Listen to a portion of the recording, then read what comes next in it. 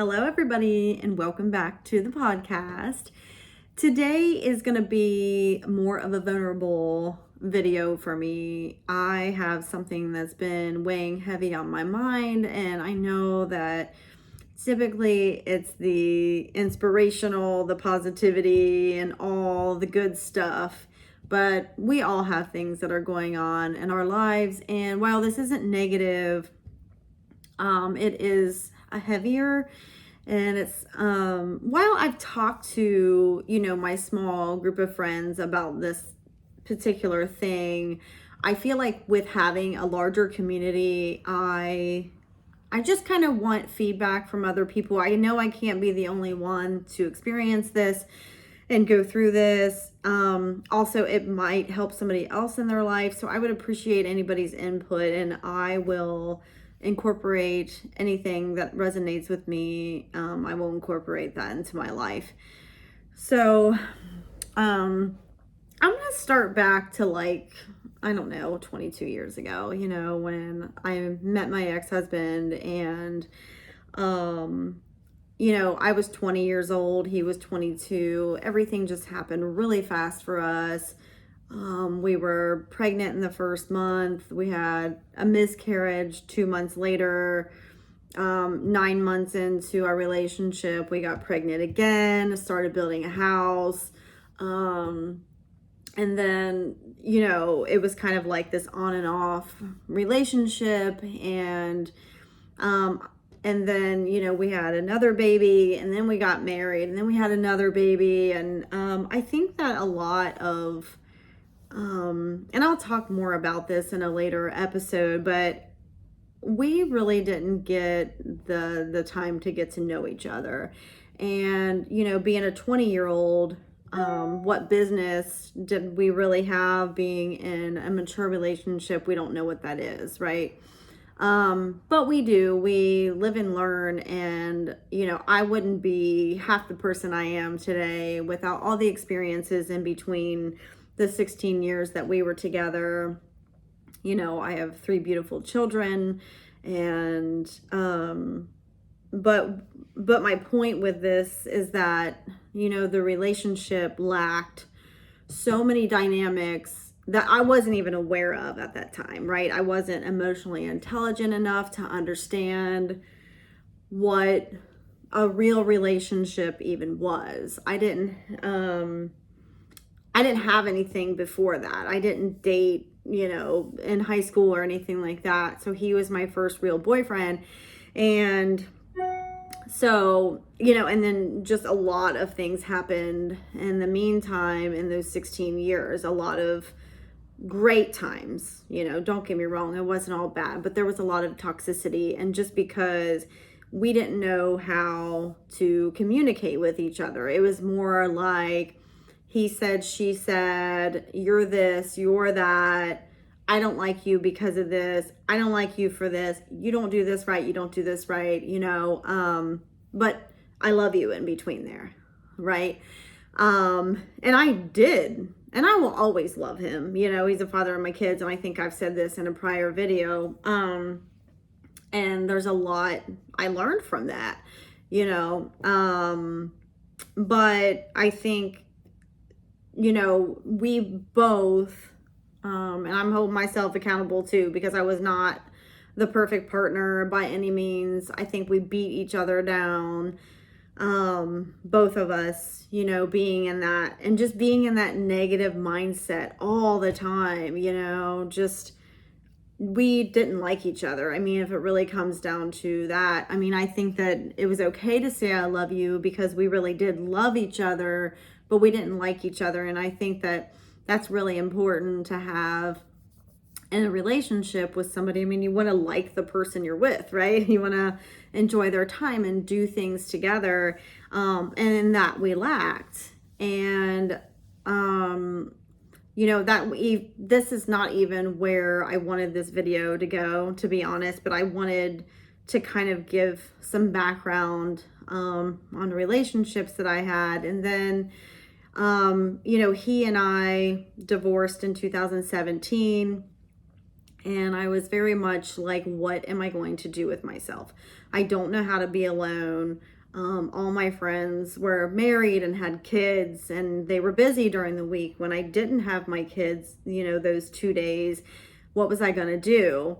And a friend of mine said, hey, go grab a 6-pack, watch this show on Netflix. And I did. And that kind of started my healing journey, if you will.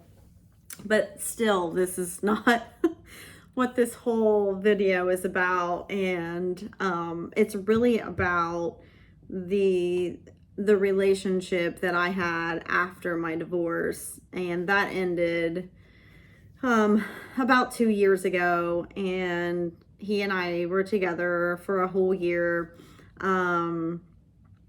To be honest, when I met him,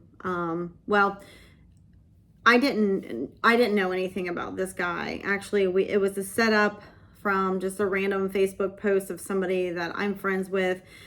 He had posted something about, a wedding that he was going to go to. And I was like laughing because he posted the whole invitation and it had their names, where it was. And I was like, well, I'm going to have to get a date for that wedding, joke around. And he was like, just so happens I might have somebody in mind. And so I went like that. And then we exchanged numbers and we met up on a Sunday afternoon. And like I said, I didn't even know what this guy looked like. All I knew about him literally was that he worked out and he went home. That's pretty much the gist of what I knew. And I was just going into it with an open mind. I trusted the person that set us up. And honestly, even looking back, it was probably the best first date I had ever had, and still to this day ever had. He asked me every single question you could imagine. He really took the time to get to know me. He wanted to know things about me that no other guy had asked me those questions before, or got, that deep to know about me, and not on just surface level. And that was important to me. And I think we spent about 4 hours together. And it was one of those times where, and we've all been there, where you meet somebody and you just don't want to leave them, right? You don't want to leave their side. And that's how that was for us. And that kind of started that journey. And I always tell people now that, that was a relationship that I needed in my life, because he showed me that good men still exist and you can be treated like you're supposed to be treated. What happened with that is, I think because we had such a genuine connection that we both wanted everything to be perfect all the time. And so we lacked that communication piece. We communicated a lot, but not about the simple things. When you get upset with somebody about you're in my space right now, I just need my own, or you know what I mean? These smaller things that we have a hard time communicating to our partner sometimes because we don't want to hurt their feelings. But truthfully, in the end, it hurts us more. But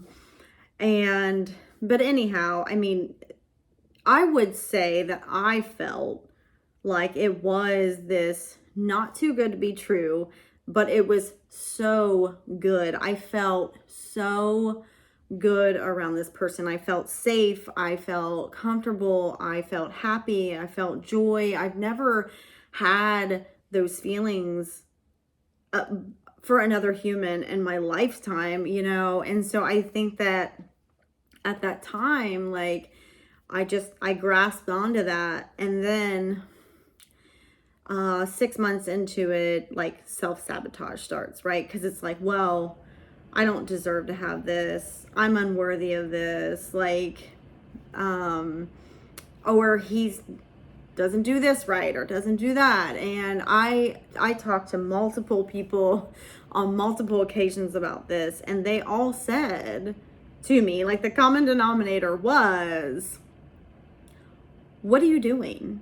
Like, you love this person, and why would you try to run away from it, you know? And my one friend in particular was like, don't do that. She was like, I did that, and well, he's her husband now, but she was like, I pushed him so hard so many times because I was afraid.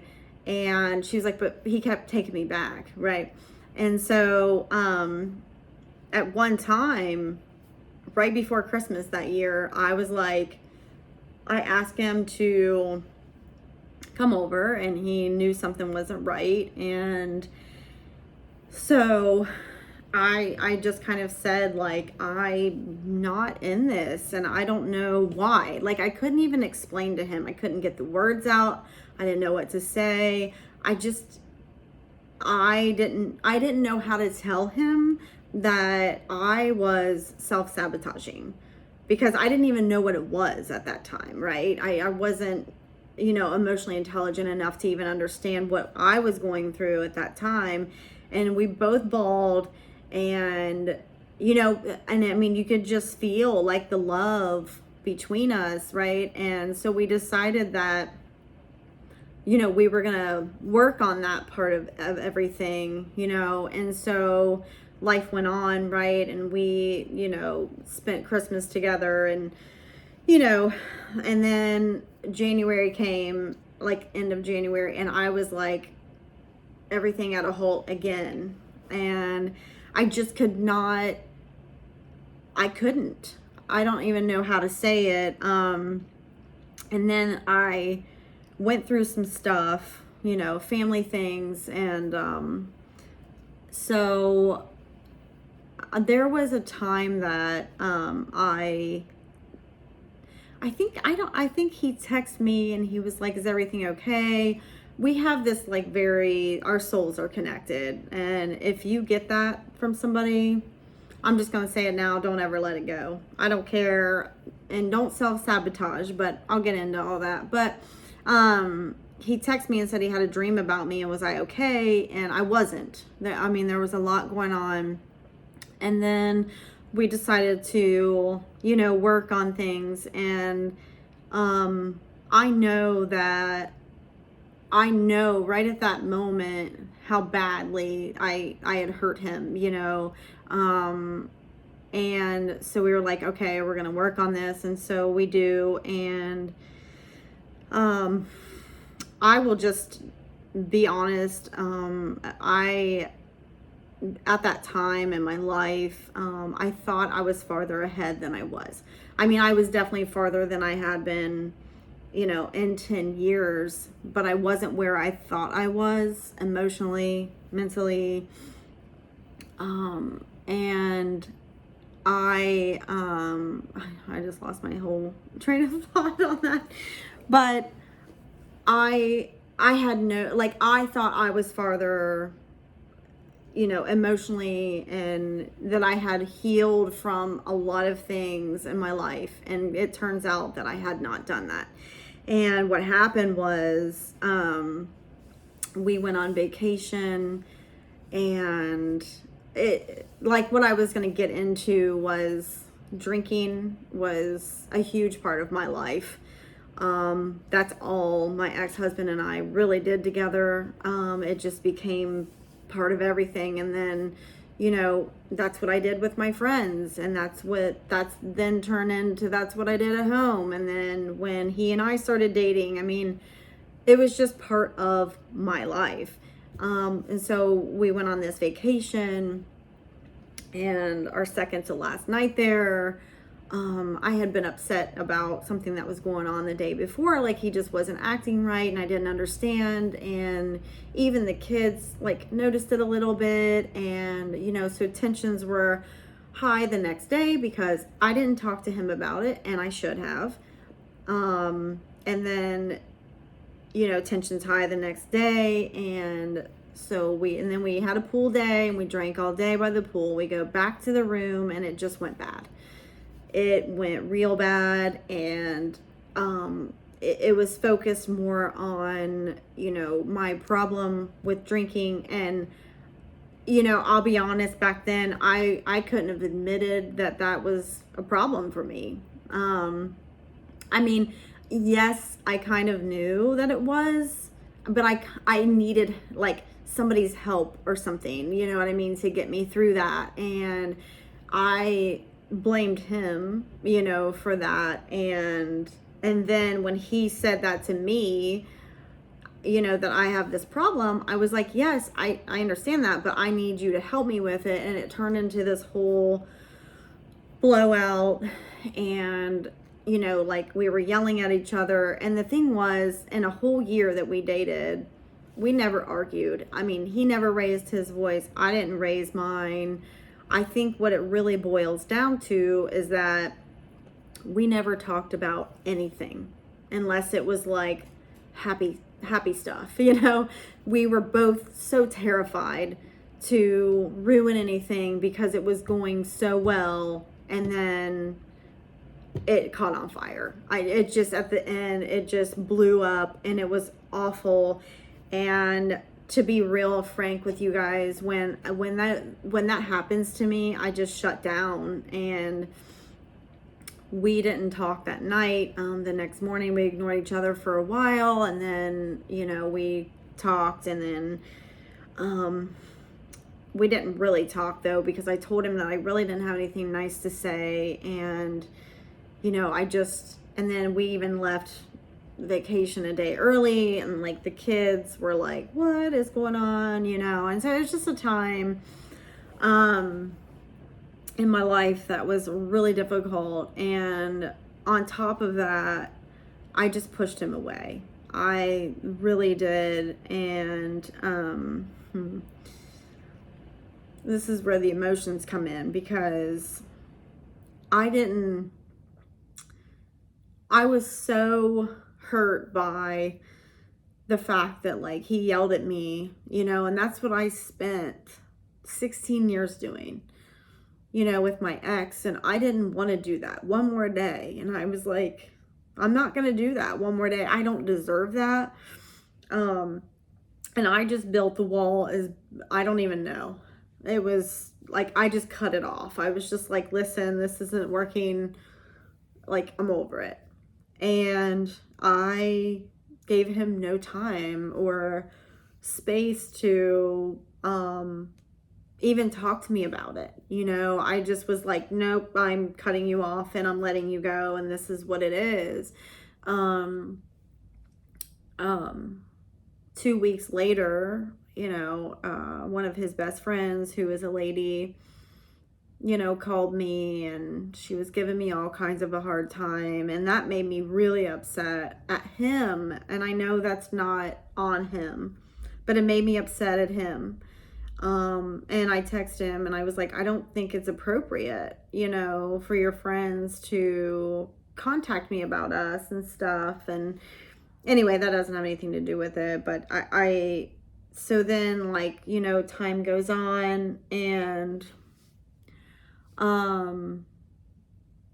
I find myself wanting to, so this was like 4 months after we broke up, and I just found myself like wanting to reach out. And so I still had his house keys, right? And so I was like, I was driving to his house, and I was almost there. I was literally 3 minutes from his house when I finally got the courage to say, hey, I'm gonna drop your keys in your mailbox, so if you hear somebody on your deck, it's me. And he responded immediately and said, just throw them in the garbage. And to be really honest, like, I don't know if I've ever felt any kind of emotion like that in my lifetime. Like, it hurts so bad, because all I wanted him to say was, like, come outside and tell me he wanted me to stay. And did I deserve that? I don't know, I know I hurt him, and I was hurt too. So, I mean, I get it, like, where he was coming from. And it's just, here I am 2 years after, and I'm still not over it. And I'm like, and I reached out to him like a year ago and just, put it out there, like how sorry I was about everything that happened and how it went down and everything like that. And, you know, he was receptive, and he told me that the reason that he hadn't like reached me before is because it's easier for him to not talk about it, to kind of just push me off, and that was his way. And I said, okay, like I understand that. And then maybe the month later, I just poured my heart out and was like, listen, like time is supposed to heal, right? But for me, it almost gets worse for me. And I think it's because I've been in the dating world that whole time, and I just can't find anybody that makes me feel like that. I've met a lot of great people along the way. I've met some shitty people too. You're gonna have that. But, and it's funny, one of my friends always says like the comparison game, and I understand that, but I'm not comparing them to him. I'm comparing the feeling, because nobody else makes me feel that way. And you don't know that unless you're actually in somebody's shoes, and nobody's walked in mine. Nobody walked in mine with my marriage, with this relationship, nobody walks with me in that, that's me, and that's how I feel. And I'm not shunning anyone by advising me, you know what I mean, that it's not okay to play that game. That's what I'm saying. Nobody has felt that way because they're not me. But I think what my struggle is, and what I want, other people, I want to know that somebody else is here with me. And how long does it take?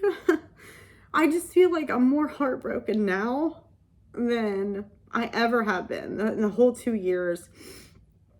And like I said, there's a soul connection that he and I have, and when I get this way, I feel like he feels that too. And so, and it makes me want to reach him again. But then I'm like, it's that fear of like rejection. And I don't know what I even expect, but like I said, when I reached him a year ago, he just didn't respond to me. And I basically had just said that, like, if there wasn't another chance for us, that's okay. Like, I'll walk away from it. I just need to know. But he didn't respond. And I know people say no response is a response, but his no response was not a no, and it wasn't a yes, And so I'm still like on this, I'm confused, and I'm like, do I try to reach out to him again? Because I feel like in 2 years, I should have been able to move on by now. I am a person that can completely shut myself down. And since I've been working on myself and doing the inner work and healing, I can't do it with him. And I know for me, that means that's real. But I don't, like, I think that I'm just looking for, what do I do? Do I reach out to him? Do I just try to, keep the healing going and maybe not? I mean, I definitely don't need to be in the dating world. I've taken myself off the apps,